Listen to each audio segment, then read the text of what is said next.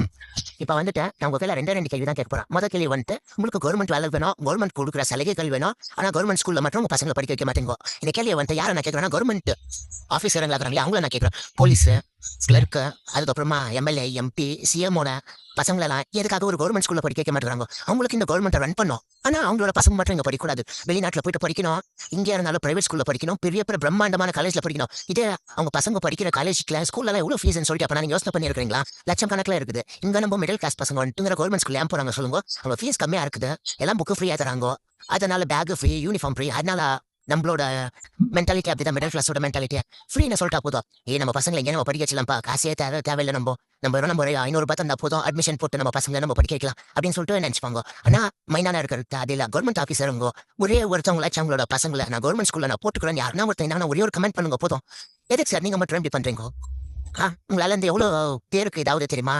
உங்க பசங்க மட்டும் நல்ல ஸ்கூல்ல நல்லா படிக்கணும், இந்த சொசைட்டில நல்லா பெரிய ஆளா இருக்கணும். இந்த மிடில் கிளாஸ் பசங்களெல்லாம் எதுக்கு இந்த மாதிரி நீங்க மட்டன் தட்டி பாக்குறீங்க? மட்டன் தட்டி பாக்குறீங்கன்னு சொல்லிட்டு நான் சொல்ல வரல. மிடில் கிளாஸ்க்கு ஒரு வாய்ப்பு கொடுங்க. சரியா? உங்க பிள்ளைங்க மட்டும் இங்கிலீஷ்ல பேசி நல்லா சம்பாரிச்சு நல்லா கை நிறையா உங்களை பாத்துக்கணும்னு சொல்லிட்டு நீங்க பாக்குறீங்க. ஆனா இங்க அப்படி இல்ல. இங்க வந்துட்டு இங்க வேற மாதிரி இங்க நடக்குதுங்க. இந்த சொசைட்டிய உங்களதான் கை தூக்கி பாக்குது. ஆனா நம்மள எதுவுமே யாருமே பாக்கத்தே இல்ல. ஆ இந்த கவர்மெண்ட்டுக்கு ஒரே ஒரு கோரிக்கை தானே வைக்கிறேன். கவர்மெண்ட் ஸ்கூல்ல நடத்துங்க. ஆனா இங்கிலீஷ் எல்லா பசங்களுக்கும் சொல்லித்தாங்க.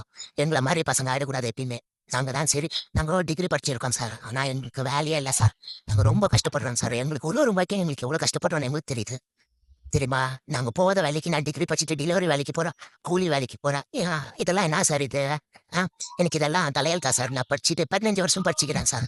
டிகிரி மட்டும் படிச்சுட்டேன். என்னால ஒரு வேலைக்கு ஒழுங்கா போக முடியலன்னா, வீட்டுல எவ்வளவு கஷ்டம் இருக்குது. ஆ, நீங்க ஒரு ஃபேமிலியில இருக்கிற பையனா யோசனை பண்ணி பாருங்க. உங்க ஃபேமிலியில நீங்க படிச்சுட்டு நீங்க கண்டு இன்னைக்கு ஒரு கவர்மெண்ட் ஆஃபீஸரா இல்லாம, ஒரு எம்எல்ஏ எம்பியா இல்லாம, ஒரு மிடில் கிளாஸா இருந்து உங்களோட லைஃப் நீங்க ரன் பண்ணலாம். எவ்வளவு கஷ்டப்படுவீங்க தெரியுமா? அந்த மாதிரி இப்ப நம்ம பார்த்துக்கிறோம். ஒரு ரூபாய் சம்பாதிக்கிறதுக்கு ரொம்ப கஷ்டமாவே இல்லை சார். ஒரு தங்கல்ல தூணுக்கு அறுத்து பிடிக்கின்னு வேலை செய்யணுமா இருக்குது இப்ப நாங்க. பழைய மாதிரி எல்லாம் இல்ல. இப்போ ஒரு ரூபாய்க்கு அவ்வளவு கஷ்டப்படணுமாகுது. டிகிரி படிச்சனா கூட 15,000 தராங்க சார். 15 வருஷம் நான் ஸ்கூல்ல படிச்சிருக்கிறேன் நான் வந்துட்டு.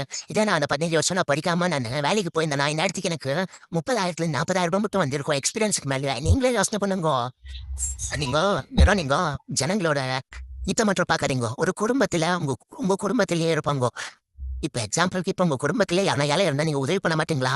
ஆ, நீங்களே சொல்லுங்க. ஒரு கவர்மெண்ட் எக்ஸாம் எழுதணும்னு சொல்லிட்டு நான் எவ்வளவோ நான் எதிர்பார்த்தேன். என் அம்மா கூட சொன்னாங்க, இந்த ராஜீவ் காந்தி ஆவாஸ் யோஜனான்னு சொல்லிட்டு ஒண்ணு இருக்குது. அதுல எழுதி போட்டா உங்களுக்கு வீடு தரோம் அப்படின்னு சொல்லிட்டு யாரும் ஆசை காமிச்சாங்க. அதுக்கு என் அம்மா என்ன தெரியுமா பண்ணாங்க? காசெல்லாம் எடுத்துன்னு போனாங்க. இன்கம் கேர் சர்டிஃபிகேட் பண்ணாங்க.